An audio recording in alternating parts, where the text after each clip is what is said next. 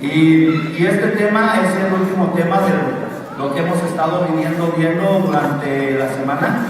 Estábamos hablando, para los que no estuvieron, acerca del viaje de Israel en el desierto, saliendo desde Egipto hasta entrar a Canaán. Y vimos las pruebas, vimos las aflicciones. Pues yo nomás saqué 10 pruebas, hermanos, de los que Dios puso al pueblo de Israel. Les decía que es un molde, es un diseño de lo que Dios hizo en el desierto con el pueblo de Israel desde el momento de sacarlo de Egipto. Diseñó precisamente para ponerlo, hermanos, como testimonio para nosotros, la iglesia, hoy en día, para los que hemos recibido a Cristo. Entonces, entre más pronto nosotros nos consagremos, nos santifiquemos ante el Señor, menos desierto vamos a caminar. Dios no quería llevarnos al desierto por 40 años. Dios quería meternos pronto a la tierra prometida. Dios no te quiere, hermano, fuera de su voluntad. Él te quiere llevar a su voluntad, a su propósito. Amén. Entonces, entre más nosotros nos olvidemos de lo que Dios está haciendo por nosotros, y entre más nosotros, hermanos, estemos luchando contra Dios, queriendo nosotros hacer el diseño para servir a Dios, hermanos, vamos a perder, porque el diseño ya está hecho, ya lo formó para que nosotros seamos metidos en el diseño de Dios, no para nosotros meter a Dios en el diseño de nosotros. Les decía que en Egipto, cuando estaban en la cautividad, en la esclavitud, tuvieron Faraón que mandar matar los niños, y cuando mandó matar los niños, escondieron a Moisés. Escondiendo a Moisés fue el que más adelante Dios usó como libertador. Cuando Cristo nació, Herodes mandó matar a los niños, de acuerdo a lo mismo que sucedió en Egipto. Escondieron a Cristo, que es nuestro libertador. En el Antiguo Testamento vemos que los dos hijos de Aarón ofrecen un fuego extraño a Jehová, y Jehová manda un fuego sobre ellos y los consume para santificar a Jehová y santificar al pueblo. Similar. Y luego vemos que también en el Nuevo Testamento, Ananías y Zafira quieren mentirle al Espíritu Santo. Dios los destruye. ¿Para qué? Para santificarse y para santificar al pueblo.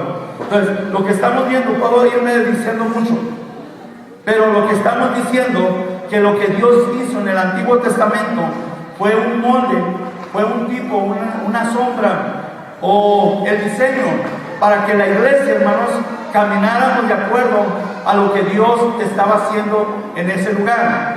Ahora nosotros, hermanos, gloria a Dios, Dios no quería meter al pueblo al desierto por mucho tiempo, lo quería llevar de pronto a la tierra prometida, pero el mismo pueblo no creyó. Cuando vinieron los espías, dijeron, no podemos entrar porque hay gigantes. Y los dijeron, sí podemos entrar. Por los 40 días que habían estado, Jehová les dijo, 40 años van a estar caminando en el desierto.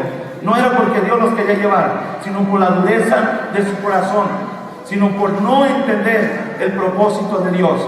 Hermanos, Dios no quiere que nosotros estemos batallando, que nosotros estemos sufriendo. Dios quiere que en cuanto le conozcamos, hermanos, nos sometamos a su propósito, a su voluntad, hermanos, para que no andemos batallando de la manera que el pueblo de Israel batalló. Y le dimos lectura, le dimos citas acerca de todo lo que habla Pablo, de que no seamos como ellos, de que esto fue un testimonio para nosotros, para amonestarnos y para advertirnos de que no caigamos de la misma mentalidad. Y luego leí el hermano el Salmo 106, amén, que también lo compartimos ahí, y ahí habla todo el propósito de Dios, de lo que hizo con el pueblo de Israel por no obedecerle. Ahora nosotros estamos obedeciendo. Ese es el problema, que Cristo no ha venido. Pero miren, hermano, ya el Señor no dilata su venida. Con usted o sin mí, sin usted o sin mí, el Señor va a terminar su obra. Por eso Dios anhela corazones atentos, despiertos, que estemos oyendo la voz de Él y que nos sometamos, al molde de Él, al diseño de Él. En este día el tema, hermanos, es la herencia. Amén. Es el tema de este día, la herencia. Y con esto vamos a concluir. Porque en este tema ya el pueblo de Israel ya está en Canaán, ya está cerca de Canaán, a unos días ya de entrar a Canaán, y aquí van a recibir ellos la herencia, la tierra prometida. Nosotros también estamos a unos días de recibir la vida eterna, pero estamos preparados para entrar a la vida eterna. ¿Anhelan entrar en la vida eterna? Vamos a entrar a la palabra entonces, pero fíjense bien y estén atentos, hermanos, porque sabemos que necesitamos entender qué es la herencia realmente, para saber, vale la pena hacernos al molde, al diseño de Dios para recibir esta herencia. Vale la pena, hermanos, sufrir por causa del Señor para recibir la herencia que Dios quiere. Si es cierto, necesitamos la vida eterna. Si es cierto, necesitamos a Jesús. Si es cierto, necesitamos la salvación. Necesitamos todo esto para disfrutar la herencia. Amén. Pero vamos a ver qué es la herencia. Pero primero vamos a ir a Josué, capítulo 4, versículos 23 y 24. Los que han leído la palabra y han leído lo que hizo Jehová ahí dentro de Egipto, dentro de cuando lo sacaron en el Mar Rojo, lo que hizo Dios, todas las maravillas, hermanos, era algo maravilloso, era algo grande, era algo glorioso. Saber que la presencia de Dios estaba con ellos en una columna de fuego en la noche, una nube que los cubría en el día. Oiga, era algo glorioso saber que la presencia de Dios está con ellos. Es algo glorioso, hermanos, saber que el Espíritu Santo mora en nosotros. Es algo maravilloso saber que el Espíritu Santo es el que nos está guiando a toda justicia, a toda verdad. Es algo precioso, hermanos, ver la mano de Dios, cómo se mueve, cómo obra, cómo se manifiesta en nuestras vidas. Gloria al Señor. Les decía, hermanos, gloria al Señor, que no, el pueblo cuando salió de Egipto, tomaron la Pascua y luego fueron bautizados todos en el Mar Rojo. Amén. Eso, pues los que han estado en la campaña lo entienden. ¿Por qué? Porque en la Pascua sabemos que se refiere a la Santa Cena. Con la Santa Cena estamos anunciando la muerte y la resurrección de Cristo, pero a la vez estamos anunciando que Cristo viene por su iglesia nuevamente a levantarnos. Amén. Entonces, sabemos que en el Mar Rojo ellos fueron bautizados. Pero quiero, hermanos, gloria al Señor, que entendamos que al entrar al río Jordán, al cruzar el río Jordán, los que cruzaron, porque vamos a ver, no todos cruzaron, los que cruzaron, hermanos, significa el cruzar el río Jordán, significa la nueva vida, la nueva relación que tenemos con Dios. Amén. Yo les decía que la Pascua significa la nueva vida cuando nacemos espiritualmente. Pero cuando cruzamos el río Jordán, es la perfección ya cuando estamos, hermanos, sirviendo al Señor sin pecado. Cuando estamos sirviendo al Señor, ya, hermanos, alejados del pecado, alejados de todo aquello que Dios quiere que nos abstengamos. Por eso dice 1 Juan 3:6. Dice, el que permanece en Cristo no peca. El que peca no le ha visto ni le ha conocido. Amén. Por eso Dios no quiere, hermanos, que nosotros estemos más en el pecado. Y vamos a ver ahí en Josué, capítulo 3, versículos del 14 al 17. Les dije, pongan atención cuando él dice que las aguas se detuvieron como en un montón, bien lejos de la ciudad. Ahí tiene una revelación. ¿Qué significa? Que cuando pasaron ellos el Mar Rojo, dice que cuando ellos iban pasando, había una cortina a su derecha, había una cortina a su izquierda. Y ellos pasaron por el medio de las dos cortinas por tierra seca. Pero aquí en el Jordán está algo diferente. Las aguas que iban hacia abajo se desaparecieron. y las aguas que venían de arriba de la izquierda se detuvieron, dice la Biblia, muy lejos, en un montón. Lo que significa, hermanos, es que Dios está diciendo, están entrando a la tierra prometida. Por lo tanto, voy a quitar la vergüenza de Egipto que venía en ustedes, el pecado, la maldad, y queda la agua muy lejos. Eso quiere decir que en nuestra vida el pecado tiene que estar muy lejos de nosotros. Todo lo que cause pecado, hermano, no tiene que ni siquiera mencionarse en nuestra vida. Tiene que estar muy lejos de nosotros. Porque si no hemos nosotros visto que el pecado está lejos de nosotros, no hemos entrado en la perfección de lo que Dios quiere hacer en nuestras vidas. ¿Sí están entendiendo esa parte? Tenemos que estar lejos del pecado. Por eso las aguas se detuvieron lejos, porque Dios estaba limpiando la vergüenza que traían de Egipto. Ahora, fíjense bien, otra de las cosas, gloria al Señor. ¿Qué era lo que traía el arca? Esa es una de las preguntas que he hecho varias veces. ¿Qué era lo que traía el arca del pacto? Traía 3 elementos. ¿Se acuerdan? Repitámoslo. La vara de Aarón, las tablas de la ley, el maná. Vamos a ponerlo en el orden. Traía los mandamientos, la ley, traía la vara de Aarón que reverdeció, y traía el maná, el pan que Dios le había dado en el desierto como testimonio. ¿Qué figura tiene? ¿Qué diseño tiene para nosotros? ¿Qué representa el arca? ¿Qué representan esos 3 elementos? Ya lo dije en la campaña, los que estaban en la campaña. ¿Qué representan? Ya se les olvidó. ¿Qué representan? Así está el pueblo, se les olvidaba. Por eso es que Dios estaba tratando con ellos seguido, ¿verdad? ¿Qué representaba? Yo les dije, representa a Cristo. La ley es la palabra, amén. Cristo es la palabra. La vara de Aarón que reverdeció es Cristo dando vida, amén. Es el único que da vida. Sí, Él es el que restaura, es el que da vida.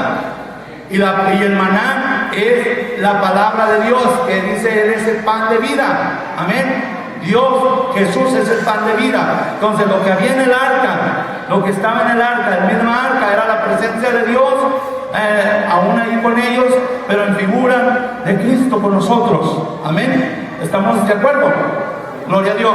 Entonces los sacerdotes llevaban el arca, y fue cuando dijeron, vamos a leerlo para que entiendan lo que vamos a ver aquí.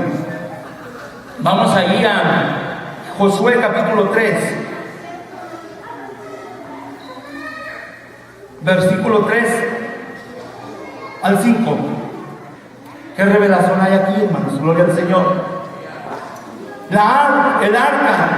El arca, dice Jehová, tienen que ir 2000 codos. Josué, detén al pueblo, no pueden avanzar hasta que el arca vaya 2000 codos adelante para que puedan entrar a la tierra prometida. Hermanos, ¿cuántos años va adelante Cristo de nosotros? 2000 años. 2000 codos, la arca va adelante. 2000 años, Cristo va adelante de su pueblo. ¿No le dice algo glorioso? Que el Señor está, hermanos, en un momento por venir por su iglesia, para que entremos a recibir la herencia. 2000 codos adelante del arca, el pueblo tiene que ir atrás del arca. 2000 años Jesús adelante, la iglesia tiene que ir detrás de Jesús.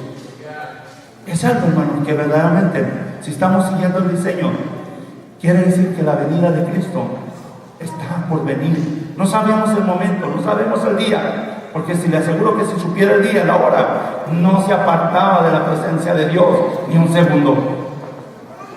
Pero como no sabemos el día ni la hora, hermanos, se nos hace fácil extraviarnos, olvidarnos. Pero no necesitamos, hermanos, esperar que el Señor nos diga, ya estoy aquí a la puerta, para alistarnos, porque el Señor dice que debemos de estar orando y velando. Amén. Esperando ese glorioso momento de la presencia de Dios en nuestra vida. Ahora, lo que estamos viendo del pueblo de Israel, hermanos, no es lo real, tan solo es una sombra de lo que ahora nosotros estamos viviendo en la realidad.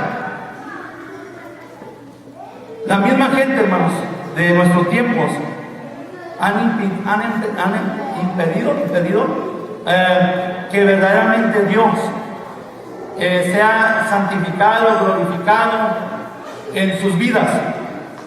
Vamos a ir a Romanos capítulo 1, versículo 18. Dice: porque la ira de Dios se revela desde el cielo contra toda impiedad e injusticia de los hombres que detienen con injusticia la verdad. ¿Estamos entendiendo ahí? El hombre, hermanos, que ha aceptado a Cristo, se revela cuando está practicando, hermanos, el pecado, que está en desobediencia, que no está oyendo la voz de Dios, está revelándose. Por eso dice: porque la ira de Dios se revela desde el cielo contra toda impiedad e injusticia de los hombres que detienen con justicia la verdad. Con injusticia la verdad. Versículo 19: porque lo que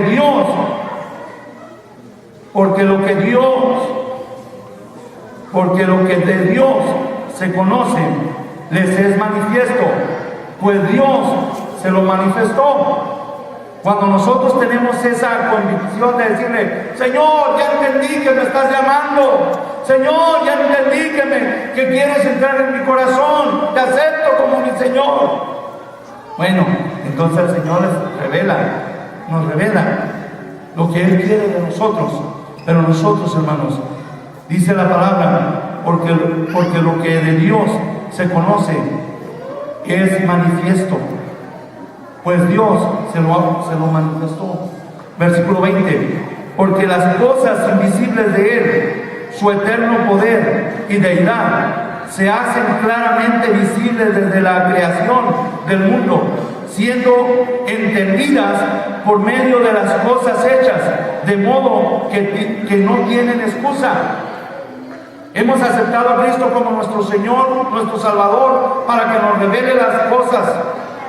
Pero, hermanos, aún así, nuestra injusticia de apartarnos, de cerrar nuestro oído al Señor, dice el Señor: no entienden mi palabra, pero entiendan mi creación, entiendan cómo les he estado hablando, por todo lo que yo he creado, entiendan por la naturaleza, entiendan: yo formé el cielo, yo formé la tierra, lo que existe en ellos, yo formé el mar, lo que existe en ellos. No hay excusa de decir: Señor, no entendemos lo que tú nos hablas. No hay excusa para no estar en la presencia de Dios cuando el Señor nos está llamando a acercarnos en su presencia. Versículo 21: pues habiendo conocido a Dios, no le glorificaron como a Dios, ni le dieron gracias, sino que se envanecieron en su corazón, en sus razonamientos, y su necio corazón fue entenebrecido. Nos encerramos en nuestras ideas. Yo soy cristiano, pero no vamos al templo. Es que está haciendo frío. Es que me duelen las piernas. Es que está muy lejos.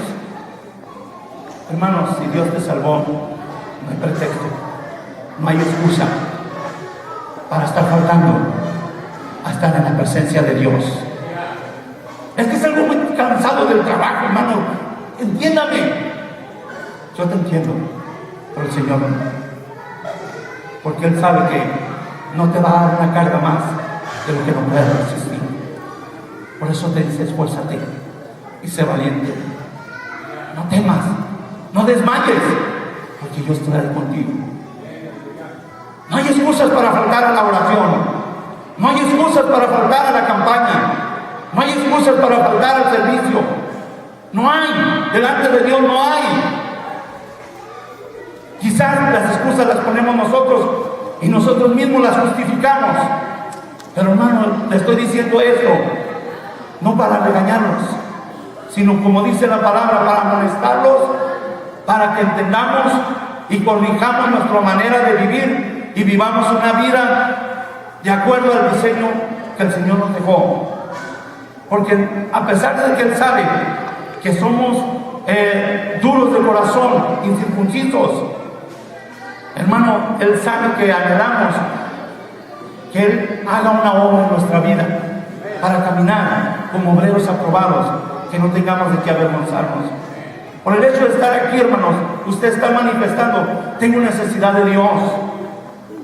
Por el hecho de haber venido a este lugar, usted está diciendo: es porque verdaderamente yo sé que necesito al Señor. Pero hermanos, las excusas no nos van a perfeccionar. Las excusas, hermano, no valen delante de la presencia de nuestro Dios. Y lo vamos a entender conforme vayamos avanzando. Porque la misma palabra lo está diciendo, versículo 22. Profesando ser sabios, se hicieron necios. Ay, yo sé lo que es la palabra. Yo tengo a Cristo en mi corazón. ¿Qué va a saber usted de mi vida? Si yo en mi casa le alabo, yo en mi casa me hinco y le adoro al Señor. Yo en mi casa estoy haciendo comunión con Dios. Eso es lo que Dios quiere que hagas, pero cuando el Señor te llama a su presencia, corre a su presencia. ¿Sí me está entendiendo lo que le estoy diciendo? Y eso no se lo estoy diciendo yo, nos lo está diciendo el Señor a nosotros. Que cuando se trata de entrar en su presencia, que fue uno de los temas que llevé con los hermanos en la campaña, el sacerdocio. Porque Dios quería que fuéramos un reino de sacerdotes, de gente santa. Precisamente ese era el propósito. Como lo dice allá en Éxodo 19, versículos 5 y 6. Y luego lo dice en 1 de Pedro, capítulo 2, versículos 9 y 10. Mas vosotros ya sois linaje escogido. Mas vosotros ya sois real sacerdocio. Mas vosotros ya sois pueblo escogido por Dios. Nación santa, para que anunciéis las virtudes de aquel que nos llamó de las tinieblas a su luz admirable. Vosotros que no tenías misericordia, pero que ahora habéis alcanzado misericordia. ¿Por qué quedarnos en la casa? ¿Por qué poner pretextos y excusas para estar en la presencia de Dios? Cuando Dios dijo: ya eres precisamente lo que yo anhelaba, mi sacerdote. Porque el sacerdote, hermanos, sabe la responsabilidad. Sabe que debe de estar de acuerdo al diseño de Dios. Sabe que tiene que estar presente en el momento que Dios le llama para que esté en su presencia. Y el sacerdote no se opone. El sacerdote no tiene que estarle diciendo: levante su mano. El sacerdote no tiene que estarle diciendo: diga gloria a Dios. Porque el sacerdote sabe cómo expresar su gratitud y darle honra y darle gloria a Jehová. Por eso Dios quiere un reino de sacerdotes y gente santa, para que no caigamos, hermanos, en profesar que somos sabios y luego al último encontrarnos, hermanos, que somos necios, sabiendo que no estamos en la voluntad de Dios. Qué bueno, ¿nos gustan las amonestaciones, hermanos? ¿Pensaban que el Señor nos iba a amonestar ahora? No, ¿verdad?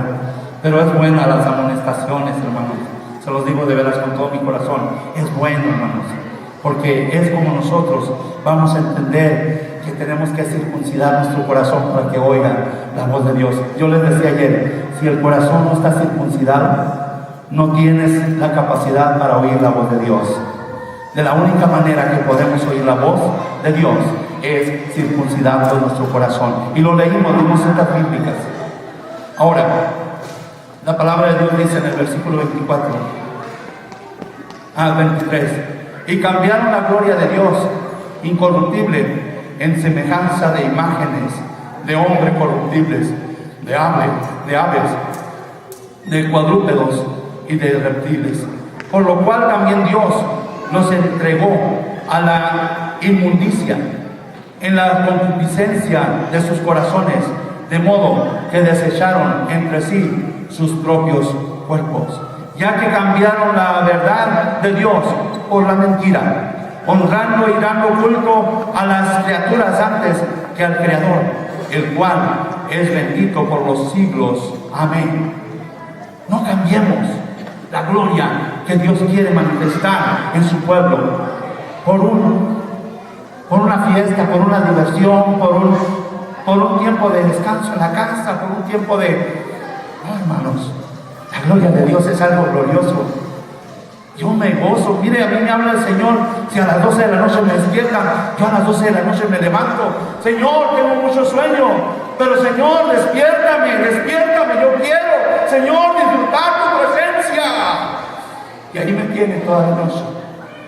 Hace 4 días, nos acostamos a las 11 de la noche y a las 12 de la noche me despierta el Señor, pero con un dolorazo tremendo acá de riñón. Alábame con dolor. Alábame con ese dolor que tienes, alábame. Hermanos, yo nomás estaba glorificando a mi Dios, exaltando al Señor hasta las 6:30 de la mañana. Toda la noche me tomé pastillas porque traigo pastillas fuertes por mi columna, que es fierro y el alambre, lo que traigo en la espalda. Y me dan unas pastillas son de 800 miligramos. Y me tomé 2, fueron 1600 miligramos. Y desde las 12 de la noche hasta las 6:30 de la mañana se me vino a quitar el dolor, porque toda la noche me tenía el Señor en medio del dolor. Te alabo, Dios eterno. Si así es la manera que me quieres despertar, para que te glorifique, Señor, en medio de este dolor, Señor, yo te glorifico, Señor. Pero muchas noches, mucho tiempo, Señor, me ha despertado para que esté en su presencia, sin ningún dolor. Pero Él trabaja como Él quiere, hermanos, para que nosotros no pongamos excusa de buscar su rostro.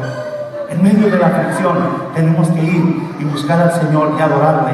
No cambiar, hermano, las cosas por nuestros gustos. Ahora no voy a ir porque tengo ese dolor. Yo les he dicho en la congregación allá en McAllen, les digo a mis hermanos, a veces me ven tan enfermo, que a veces me ven que no me puedo ni siquiera levantar. Me dicen, hermano Jacob, intentemos, no vaya. Miren, nosotros nos encargamos del servicio. Hermanos, no. Levántenme, para eso Dios los puso a mi lado. Entre 2, levántenme, por favor. Y si no me pueden 2, entre 3, levántenme, pero levántenme. Yo quiero estar en la presencia de Dios. Y tengo mi silla de ruedas, y a veces que no, estoy pesado, gracias a Dios. No me puedo decírselo, ¿verdad? Gloria a Dios. Me llevan en la silla de ruedas, hermanos, pero me llevan a la presencia de Dios. Y cuando salgo, hermanos, ya la silla de ruedas la trae otra persona, yo voy caminando para la troca. Pero no me pierdo la presencia de Dios por un motivo. Miren, yo les decía, hermanos, 2 cosas. Dios nos va a dar aflicciones, porque son las pruebas que Dios puso. Por eso dijo Cristo, en el mundo tendréis aflicción, pero confiad, yo he vencido al mundo. Las aflicciones, hermanos, precisamente es para acercarnos a Dios, porque Dios se está acercando a nosotros a través de la aflicción. Amén. Pero también, hermanos, tenemos que tener cuidado, porque el enemigo quiere hacer cosas que imitan a Dios. Y el enemigo, hermano, no viene a ponernos la aflicción. El enemigo viene a ponernos obstáculos para que nosotros pensemos, es una aflicción, porque en la aflicción yo he aprendido que no debo de hacer nada para solucionar el problema. En la aflicción el Señor me dice, te estoy afligiendo, solamente está quieto. Espera que yo esté obrando, espera que yo termine lo que estoy haciendo contigo. No tienes que buscar nada, solamente está quieto, esperando que yo termine lo que voy a hacer contigo. Pero el enemigo viene y me pone un obstáculo, y ahí es donde yo tengo que tener discernimiento. Si es Dios afligiéndome para que esté quieto, o es el enemigo poniéndome un obstáculo para decir, quédate quieto, hombre, no vayas a lo que Dios te está hablando. Cuando iba a salir para acá, hubo un problema muy fuerte, y le digo a mi esposa, porque se fueron al trabajo, a la escuela, yo iba a salir, y empezó el problema de lo que traía, pero no el dolor, en otra manifestación más fuerte. Entonces, cuando estaba yo orando al Señor, ¿qué es esto? ¿Me estás deteniendo?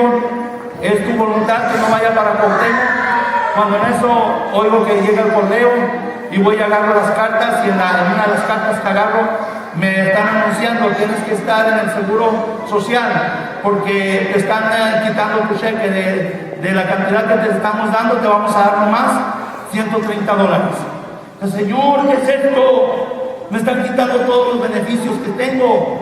Señor, me quiero arreglar esto. Señor, ¿qué hago? Me estás deteniendo. El Señor me mostró: es un obstáculo. Adelante, vete, camina. Hermano, conforme vine caminando, el problema se me solucionó. Y yo estoy seguro que cuando llegue allá, y con cheque y sin cheque, yo voy a seguir adelante, porque el Señor tiene el remedio para nuestras necesidades. ¿Sí me está entendiendo? Tenemos que entender, tenemos que discernir cuando es un obstáculo, que el enemigo no quiere que hagamos esto o lo que está pasando en esta campaña, hermanos. Es algo bien glorioso para mi vida.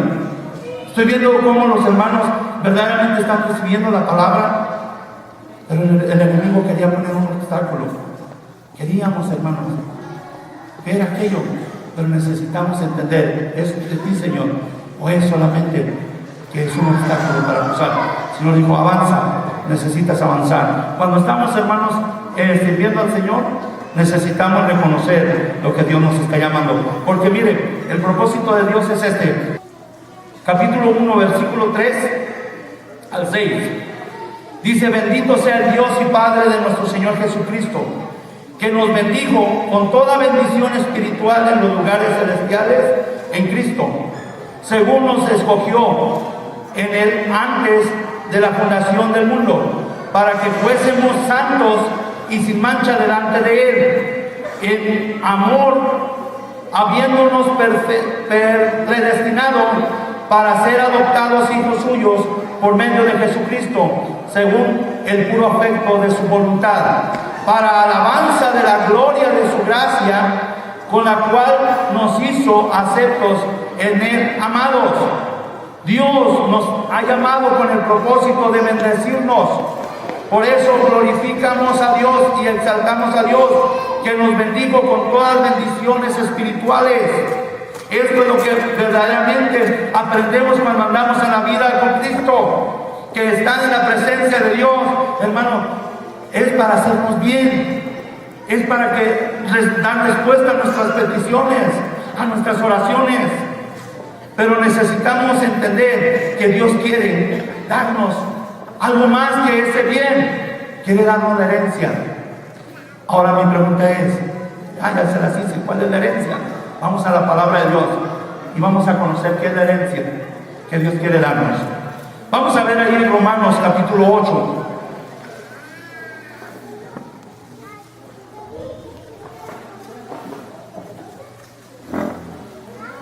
Versículo 17. Dice: y si hijos, también ¿qué? Herederos. ¿Pero herederos de qué? Herederos de Dios, hermanos. Amén. Somos herederos de Dios. ¿Cuál es la herencia? Dios mismo. Él es la herencia. Dios es el que quiere, hermanos, que lo recibamos. Él quiere tenernos con Él. Él quiere que nosotros lo tengamos a Él con nosotros. Vamos a otra cita. Números 18-20.